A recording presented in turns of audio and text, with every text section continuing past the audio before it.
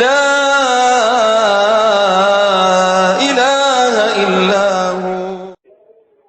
رزق کے حلال کے معاملے میں بہت زیادہ احتیاط کیا کرتے تھے، حتیٰ کہ تابعین کا واقعہ ہے، اور بعض رات حضرت عمرانوں کا زمانہ کہتے ہیں کہ ایک صاحب نے زمین خریدی اور دوسرے نے زمین بیچی۔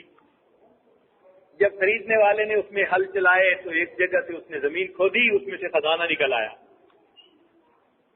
اب وہ مالک کے پاس گیا کہ جی میں نے آپ سے زمین خریدی، زمین کے اندر کا خزانہ تو نہیں خریدا، یہ تو آپ کا ہے، تو آپ اس کو لے لیجئے۔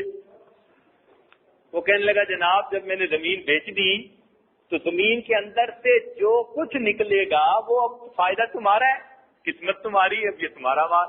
وہ کہے گا نہیں یہ تمہارا مال ہے، وہ کہے نہیں جی یہ آپ کا مال ہے۔ لو جی فیصلہ کون کرے؟ قاضی کی عدالت میں مقدمہ آیا۔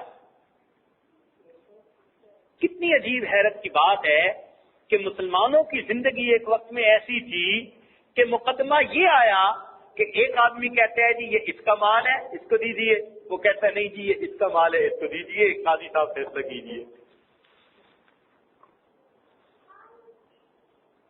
اور اس وقت پھر اللہ نے قاضیوں کو بھی دید و دانش عطا فرمائی تھی، چنانچہ انہوں نے مقدمہ سنا عجیب قسم کا، تو اس کے بعد ان سے حالات زندگی پوچھے، پتہ چلا کہ ایک کا بیٹا جوان ہے اور دوسرے کی بیٹی جوان ہے۔